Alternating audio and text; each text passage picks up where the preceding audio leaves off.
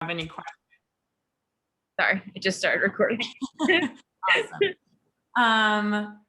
And then we can talk a little bit at the end about things that I've talked about. And I know a lot of things that I'm going to talk about today, you already all know, but I also think it's helpful to hear it from the perspective of a singer. And specifically, a lot of my work is, and a lot of what I love about my work is the work that I do with composers in the development of new work. And in the course of my career, I have done world premieres with Laura Kaminsky and Kate Soper, Laura Cartman, John Musto. I recently did a premiere with a young composer, Jake Landau, who's getting his works done in various places. And I just really love and seek out this kind of work where I'm able to create pieces with composers. I think I started as a musician, as a pianist. And for some reason, learning contemporary music and diving into difficult meters and figuring out how to translate things from the page into my voice just really is exciting for me. So I'm excited to get to talk to you guys a little bit today.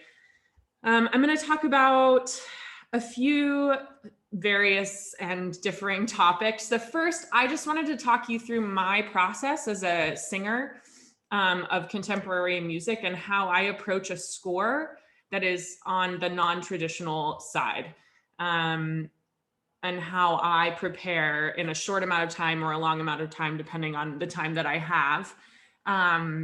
So I wanted to talk you through my preparation because I think that maybe that will give all of you some insight when working with singers. And I'll play a little clip of a piece that I worked on a few years ago after I talk you through that. And then I want to touch on, since I am a treble voice, I wanted to touch on treble voices. Yes, totally. Also, if you all have questions, please type them in the chat. And if I don't get to them while I'm talking to you, we'll get to them at the end. So remind me, but I'll see if I can integrate all of this into the discussion. So we'll talk about process. Secondly, I want to talk to you about tessitura versus range in treble voices. And I know you've probably had a million lectures on this, but I find that as a singer, this is the thing that I run into a lot with composers, that I have to do some convincing of the difference between my vocal range and where I'm comfortable singing for long amounts of time, and especially in long form work.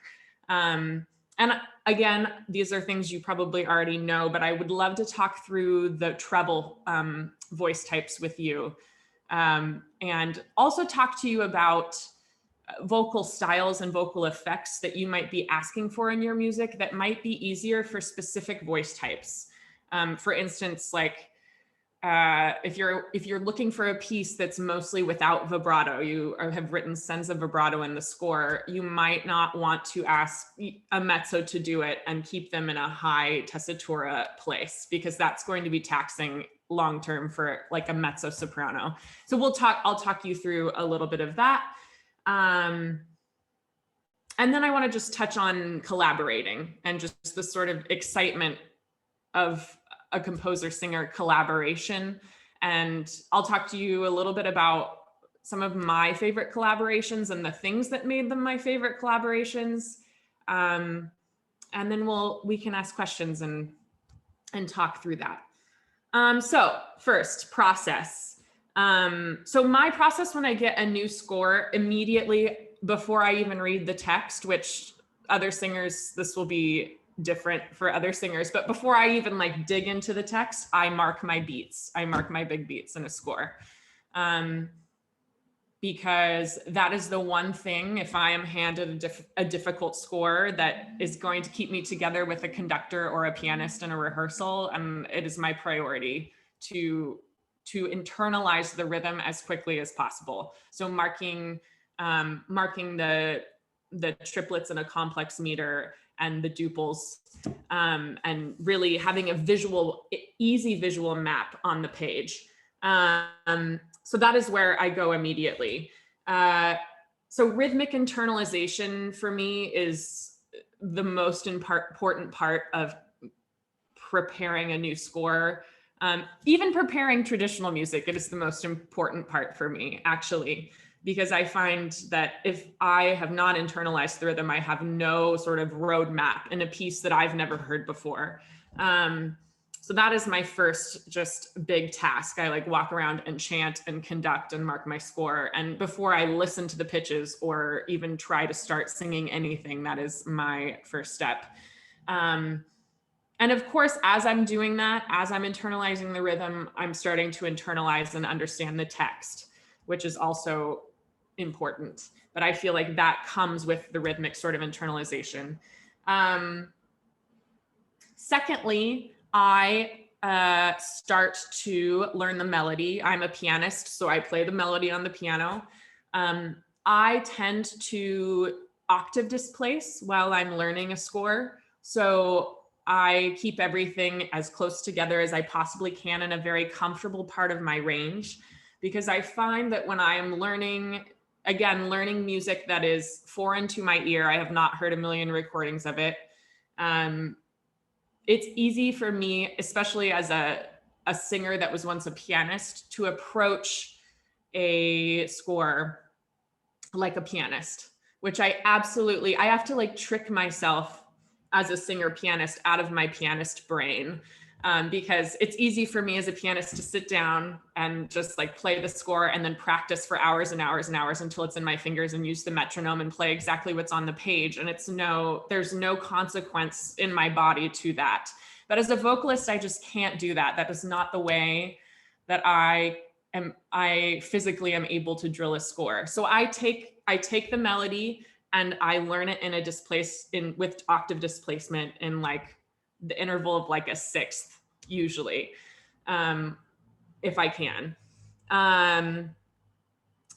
So that is, I try to make the melody before I ever sing anything in the correct octave. I try to make the melody an earworm and something that I can sing sort of off the cuff, so that pitches are not something I ever have to think about when I'm thinking about vocal production. Because I find that as soon as I am in a situation with a new score where I'm thinking about pitches or where the pitch is or reaching a pitch, I get tired really quickly. And my singer brain knows that the process as a whole is going to be a lot easier if that is not happening.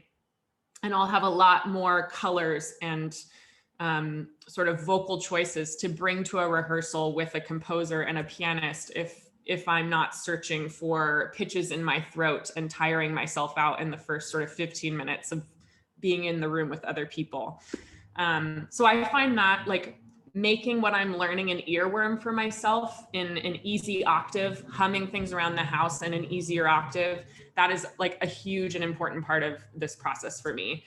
So I really never sing full voice unless I feel that something is really in my body.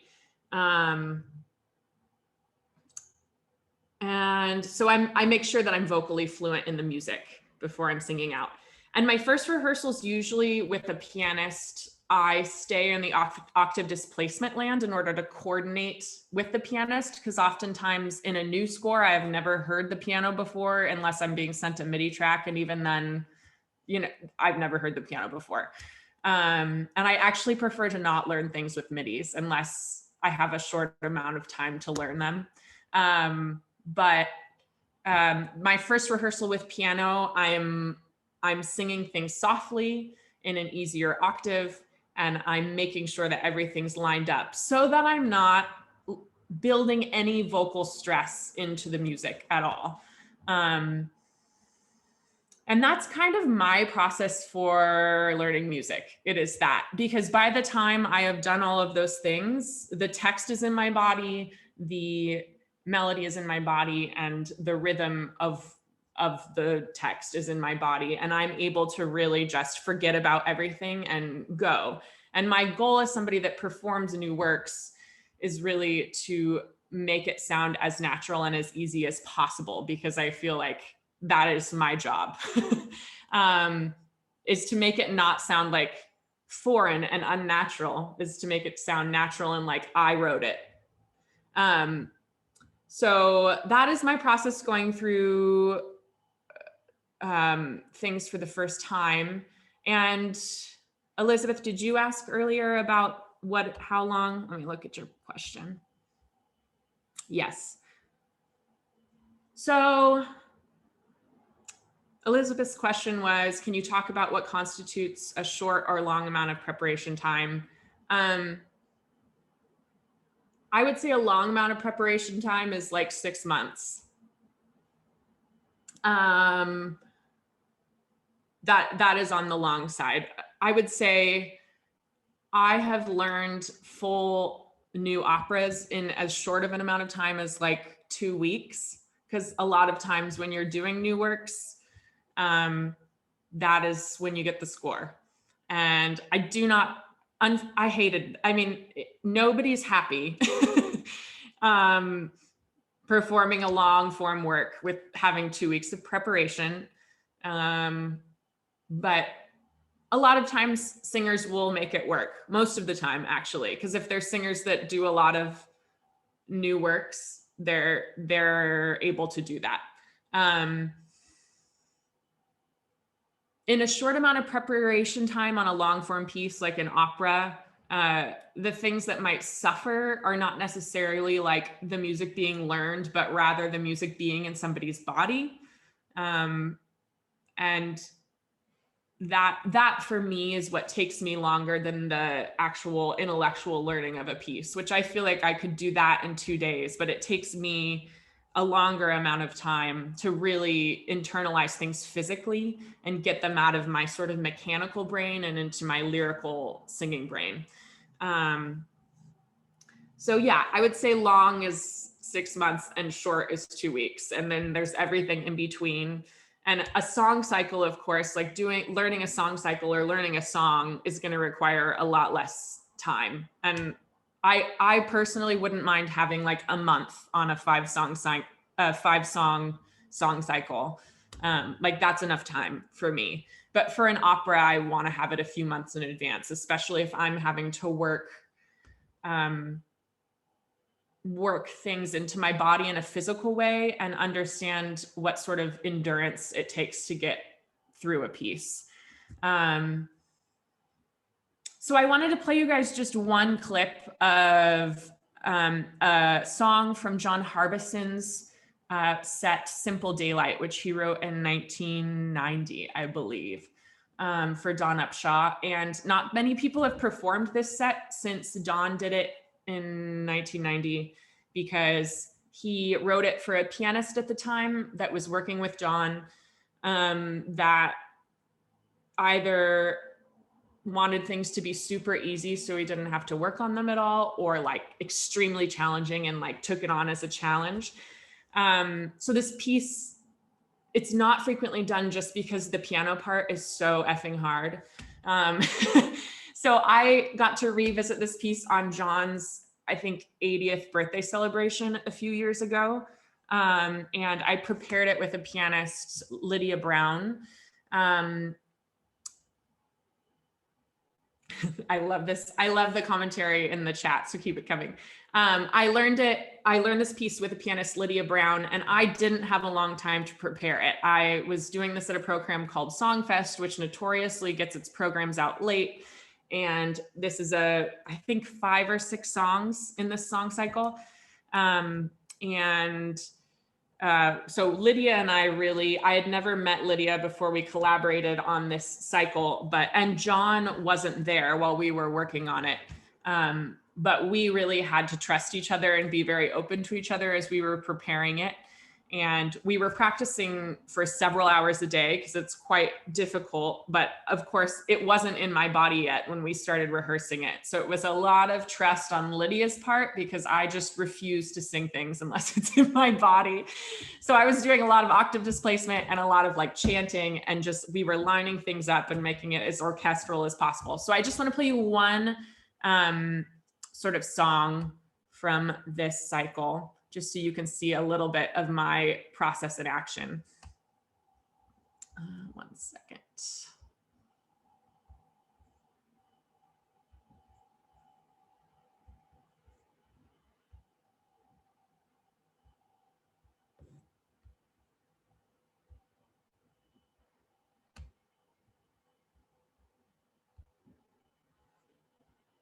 This is called Simple Daylight. It's the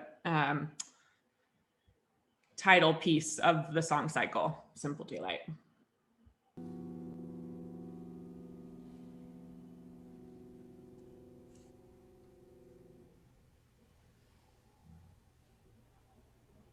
It's true.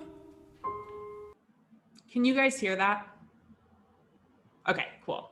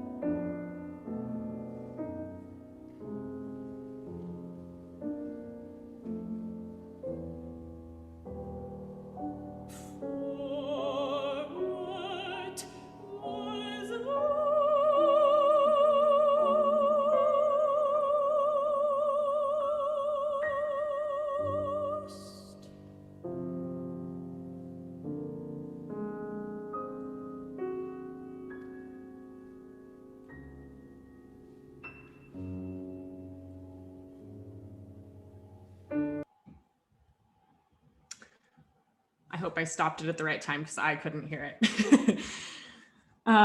Cool. Yeah, that's one of my favorite sets. I love it. There is a moment in there. Again, we had so little time to rehearse that set, and I had never met John. I was just hired to sing at his birthday, and he came in during the dress rehearsal to, thank you. He came in during the dress rehearsal to just listen and give us feedback. And he sat in the audience and just put his head down and kept going like this. So I had like no, there was he literally gave me like no input. And I was like, is that okay? And he was like, yeah, it's okay. And that's like all I got for that whole thing. And so I just felt like so scattered, but it was amazing getting up and doing that. One of the things he had asked for me is during that part where I break out of singing was I was singing it in like a very sung chest voice initially in the rehearsals. And his one note was like, can you do something more like primal there? I just need a more primal sound. And it wasn't written in the score that that's what he wanted. But I was like, yeah, totally. And then we never had time to rehearse it. So that moment of like my voice breaking and there being a primal sound, there was very unrehearsed, but ended up being what he wanted in performance, which was really cool and scary and vulnerable feeling for me as a performer. But I felt that Lydia and I had done so much sort of like preparation coming into that there were moments like that were able to happen in the cycle, which was great. anyways, there's my bit about preparation. Let me just get my notes back.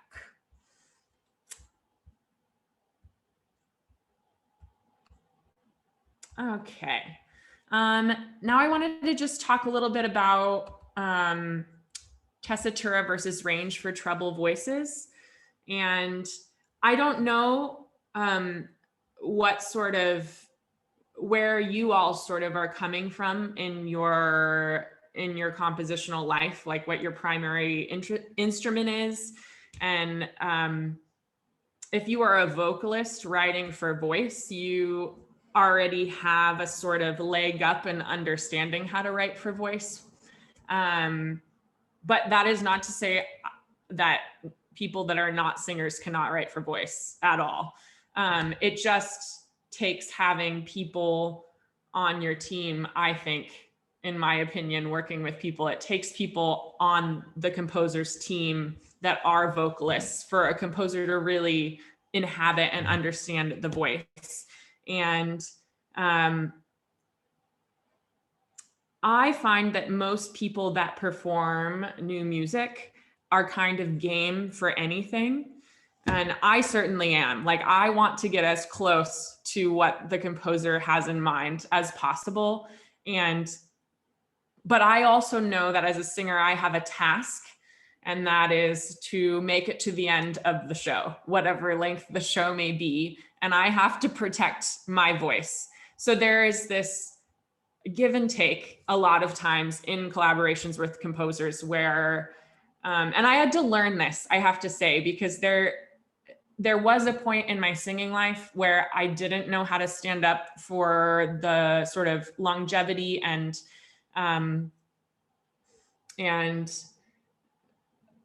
stamina of my instrument in performance. And I can think of a really specific case of that, which I may talk about in a little bit. But that's something that I've learned because I love new music, and I love that I am the first one singing something. That really excites me, and I want to do it justice, and I want it to sound like the composer wants it to sound. And it's a really, from a singer's perspective, it's also a tightrope walk a lot of the time of compromise and give and take. So you guys already know soprano and mezzo voice types, but I just want to talk you through them very quickly. There are so many different types of sopranos, and depending on the weight, sopranos generally all have the same range. With the exception of high coloraturas, which will fly above high Cs occasionally, sopranos generally sing in the same place. But there will just, amongst sopranos, be different parts of different fox of soprano that ring differently. And there will be richer tones in the bottom of certain sopranos' voices, even if they're not mezzos. So we have our coloraturas who sing high, and that's wonderful. Coloraturas also, I feel, have a greater capability of text legibility higher in their range. So you can keep a coloratura up in the stratosphere for longer, singing words, and a lot of those words will be intelligible. And that is a gift I've never had. So the coloratura, and then there's the lyric soprano. There's a full lyric and a light lyric. I would say a light lyric, generally they can sing as high as a coloratura. Their voices are not as pingy, they're more round typically, but they still sing very high and have capabilities of a lot of dynamic. They have a lot of dynamic capabilities in the very top of their voice. A full lyric soprano will have a little more body in the middle. So I'm talking like C4 to C5. Lyric sopranos will have an ability to carry even over an orchestra in that part of their range, whereas I would say light lyrics and coloraturas would struggle to do that. And sort of traditional operatic roles that are full lyric sopranos are like Micaela and Mimi and all of these sort of famous soprano roles. Mirella Freni was a famous full lyric. All the sort of famous big sopranos we know generally sang full lyric rep. And they have a little less flexibility in the top, not because they are technically deficient, but because they have more weight in their instrument. And they have high notes, they just cannot live up there. Then we have the dramatic soprano, who's pretty much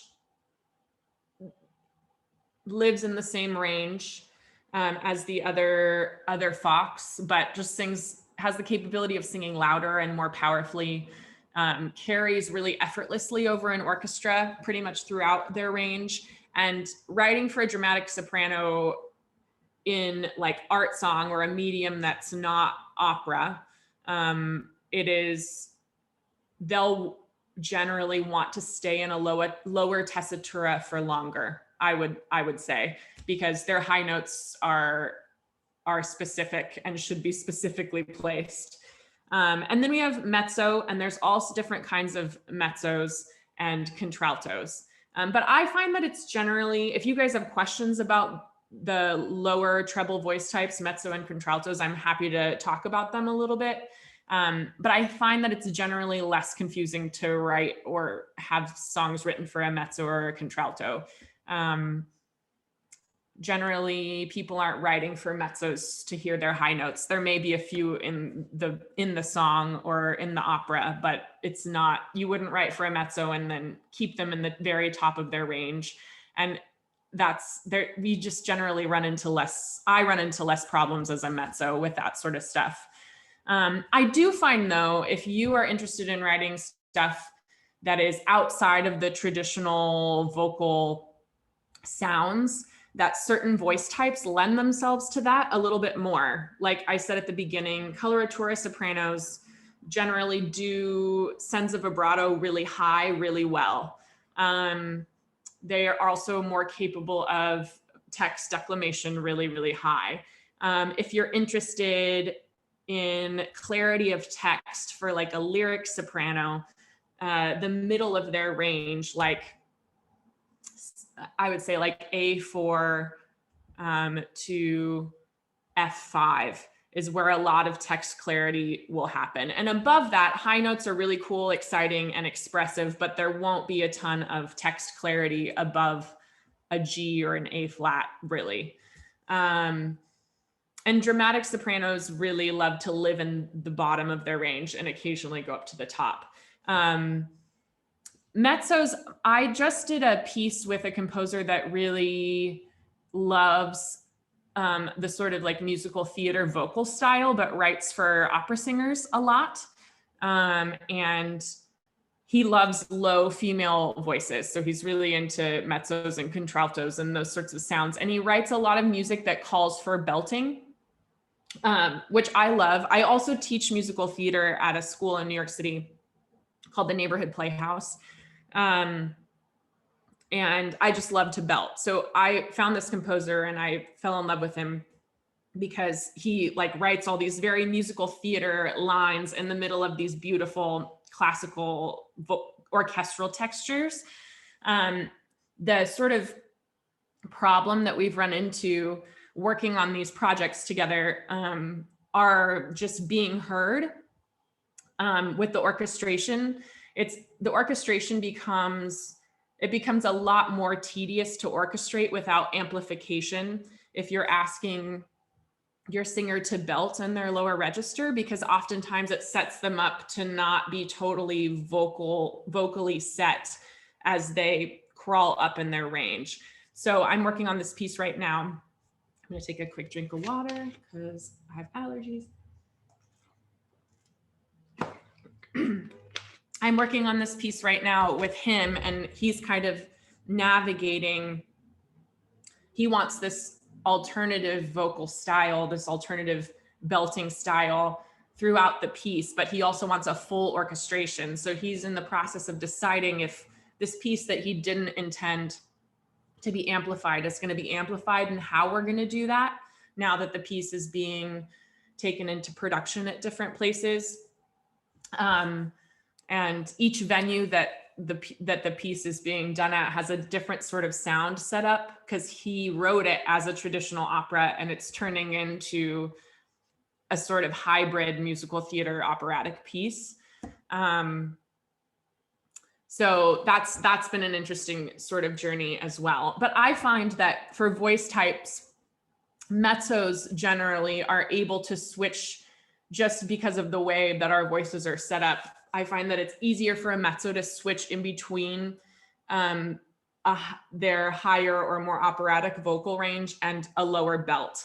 It's easier to integrate those two things as a mezzo. I would say that sopranos have a little more of an issue with that just because of the way that their voices are set up. Not to say that sopranos can't belt, they totally can. I just find that switching back and forth within a piece is a little bit harder.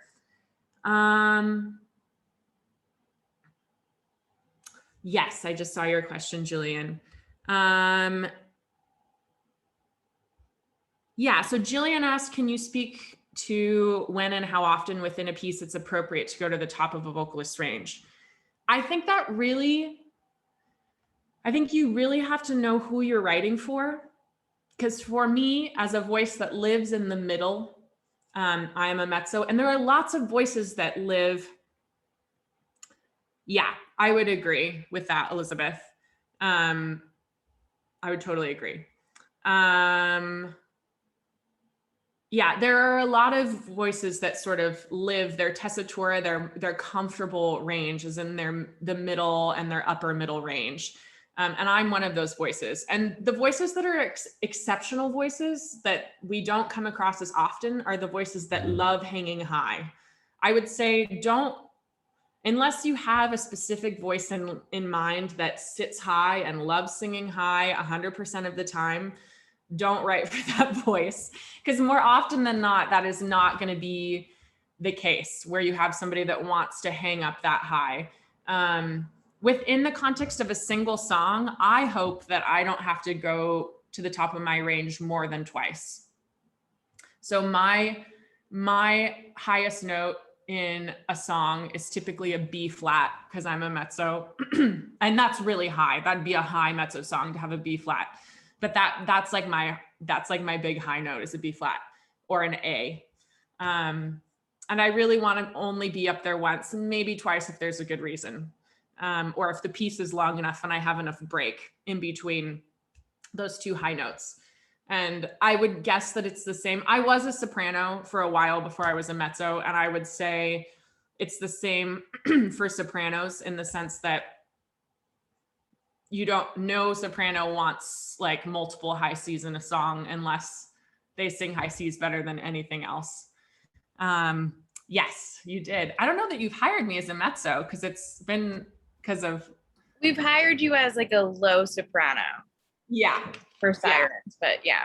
Exactly. And then I was like, well, low soprano is just a mezzo, so I should just call it what it is. So yeah, I hope that sort of answers your question. I don't want to go to the top of my range more than twice. And if it's twice and not once, there needs to be a good reason. It's different when you're writing an opera. I think, you have to think about pacing, and it can obviously be more than twice. I think tessitura and range, also vocal writing and vocal tessitura can change when you're writing for a full orchestra without amplification, because you have to think about what's going to cut above the orchestration. If that's what you're writing, if you're writing an acoustic piece, it's obviously you have so many more options writing for, I like both of these things, but you have more options and colors and things to play with writing for amplification. But that is another layer of things that you guys obviously have to sort out that I never have to worry about as a singer. I just put the mic on and I go.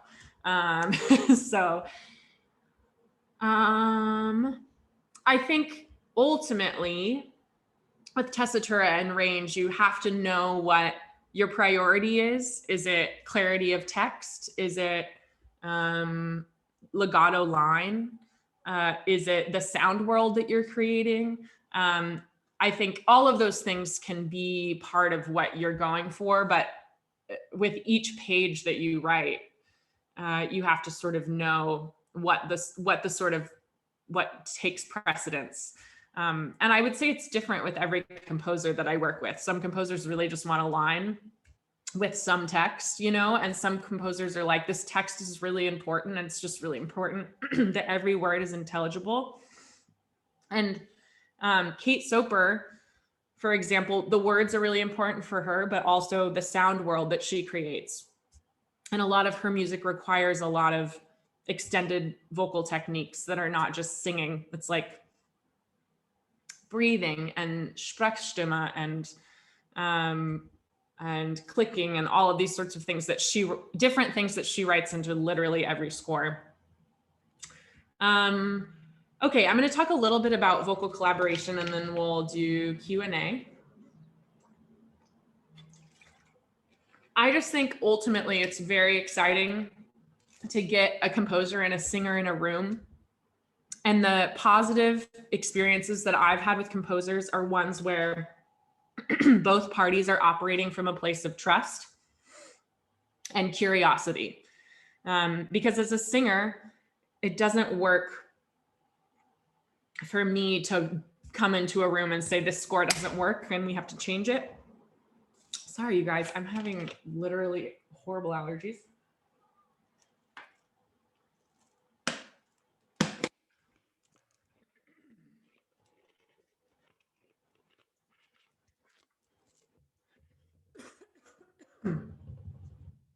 Okay. Yeah, from a singer perspective, it doesn't work for me to come in and say, this score does not work. We have to change all of it. And also I find that with new pieces, it doesn't work for a composer to come in and say, I'm not changing any of this. And none of this can change. It has to be exactly what I wrote.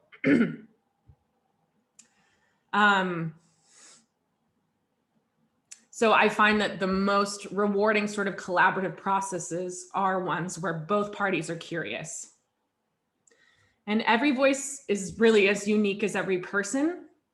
So the process of discovering a voice that's working on your rep can be a really exciting sort of process. And searching for vocal authenticity in your performer's performance is also a really exciting process. So figuring out the state of your performer's voice when it's at its most relaxed and optimal place is really, really exciting. I find a lot of my favorite composers have partnered up with voice teachers as they're starting vocal writing. Jake, my friend who I'm working on his piece right now, is partnered with my teacher. That's how we connected. And they have this amazing relationship where she's really telling him, she loves his music because it's incredible, but we're all really having, he's really open to her input on voice type and range and all those sorts of things. Oh, my silly allergies. Anyways, so collaborations can be super fun. And they don't have to be scary. I know sometimes they are. But I hope that gives you some sort of excitement in discovering the voice of somebody that's working on one of your pieces, because they're having fun discovering your piece, and you can have fun discovering what that voice can do. And you can be the person. I'm a voice teacher, and this is what I look for in voices. I always want to immediately, even if a voice is not totally set and ready to go, when I get a voice, I want to figure out immediately what that voice does better than anybody else.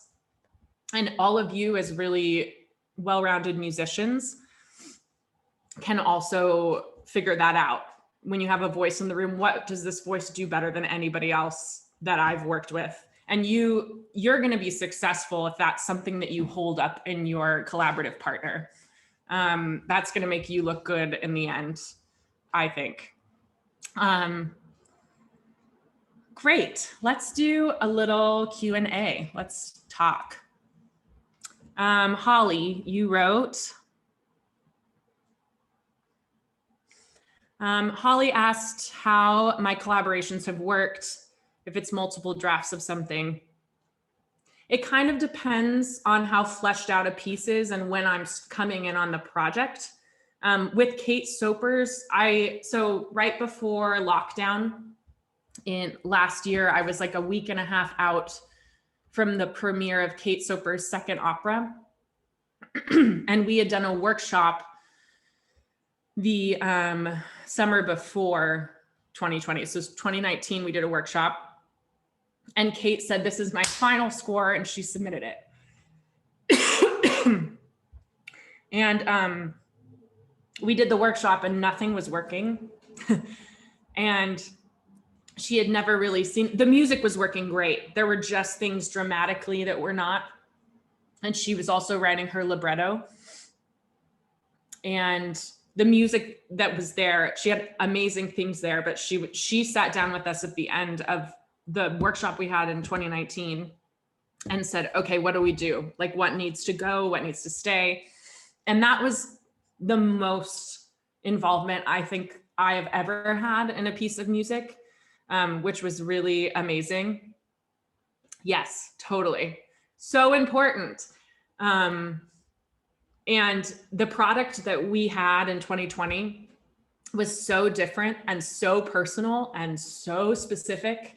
And I don't think that environment would have been sort of, I think we were in the workshop, we had found this sort of very trusting circle and trusting group of people that really cared about the piece. And I think that's why Kate was very open to that level of just, I mean, I like literally a cast of like 7 people in a circle. We called the workshop off a day before it was supposed to be done because things just, we were kind of semi-staging it just to see how it would work dramatically, because Kate was dealing with like I think 4 of the characters were being vocally processed in different ways. She had somebody doing a vocoder, somebody was distorted, somebody had reverb, and another person had something else. She was dealing with those 4 things along with characters that were not amplified.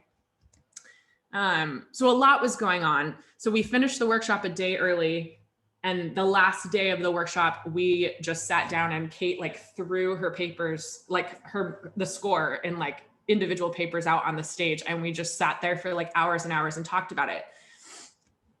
And then she just said, okay, great. I have a lot to think about. And then in January, we had a new score, which was so cool. I just thought it was the most amazing thing in the world. And so great, because Kate's music is I love it. It's like my favorite thing in the world, but it was really amazing to be a part of the piece in that way, in that sort of trusting environment. So I find that like the level of collaboration sort of depends on how far along the piece is, and a lot of times, or also how long the piece is, because I find that sometimes song cycles will need several drafts. Usually by the time I'm singing a song cycle, there are just little adjustments that have to be made along the way, or usually when adjustments are made when I'm like premiering a song cycle, it is because this one part just doesn't quite fit in the way that my voice works. And the composer is like super compassionate and is like, you know what, Devony, because this composer's learned my voice in the process of rehearsing. The composer says, you know what, we'll just take that over here and I'm just going to do this. That seems to be easier. I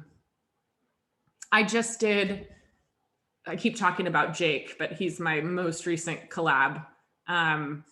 Jake had written a song cycle that I had performed, but I never got to work on it with him because of COVID, and we were doing it for a recital. And I sent him the recording of his piece, which I'm in love with, and said, what do you think?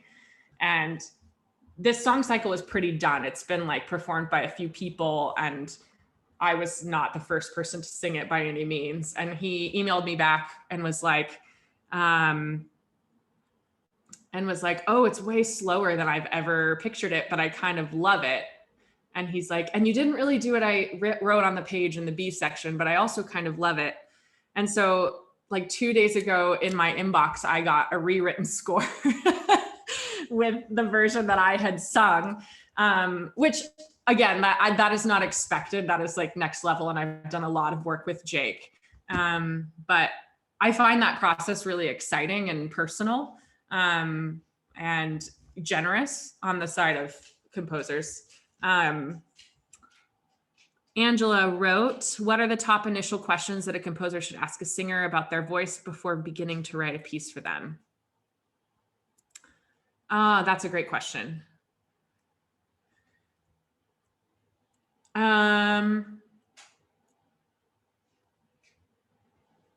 I guess first, vocal range. Like, what is your vocal range? What notes, what's your highest note that you're comfortable singing? What's your lowest note? But I think the secondary question would be, where are you most comfortable singing? That apart from range, like where are you most comfortable declaiming text and communicating text? And some singers will be wrong, myself included, about where that comfort level is. Singers don't always have the most amount of self-awareness, and that's oftentimes something that you have to figure out in a room with somebody. The singer will be figuring out at the same, because they're not, singers are not composers. We don't compose. Some do, but for the most part, you're not going to be working with singing composers. And a singer will say, well, I'm most comfortable here, and then realize they've asked the composer to compose something too low or too high for them. So that'll change also when you get in the room. But I would make sure and differentiate when you're writing a piece, like what are the extremes of your range and where are you most comfortable living for long periods of time? Like what range? Elizabeth wrote, what is your extreme range? What is tessitura? What is a tessitura in which I'm comfortable? Where are my passagios? My extreme range. I think she was saying these are the questions she would ask. Oh, got it. Yes. Good questions. But if you want to answer that, you can. Those are great questions, Elizabeth. And I was just thinking, if I were singing something traditionally classical sounding in that part of my voice, the answer would be different than if I were being asked to do extended vocal techniques. For instance, Kate wrote a piece a few years ago that I premiered that was distorted with electric guitar. And it's like a 3-part aria. And the whole thing I did into a mic, and it was screamed on pitch. And the highest note that I sang was a D. Several times actually throughout the piece, I screamed a high D above high C.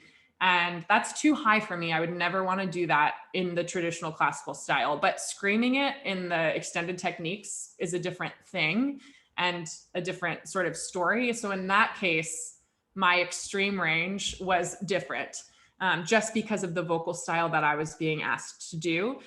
I also will tell you, when I got that piece, I was freaked out. I really wanted to do it, but I got it and was like, I'm not going to be able to do this. This is going to be a nightmare. And that was one of those instances where I did not call Kate and say, I can't do this. I really tried. And then it just was working. And that is part of the process that really excites me, because I'm like, oh my gosh, I can do these things that I didn't know I can do. So the give and take goes both ways, like 100% of the time.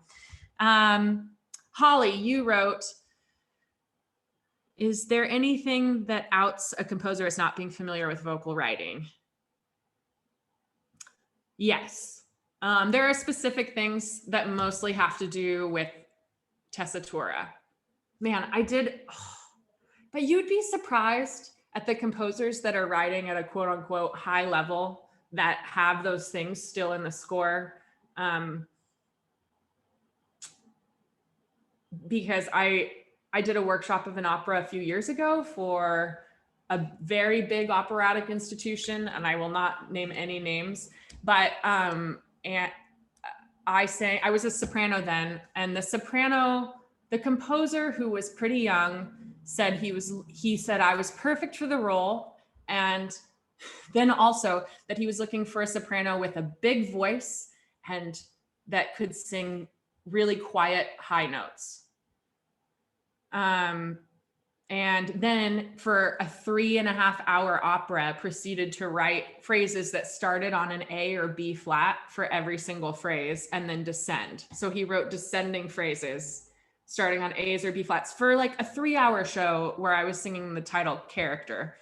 And he was not a give and taker. And by the time the rehearsal period was done, my voice was super wrecked. And the night before we did the workshop, he just said, you should just take everything down the octave. You sound horrible. Which, to be fair, I did, because it was wrong. The whole thing was really wrong.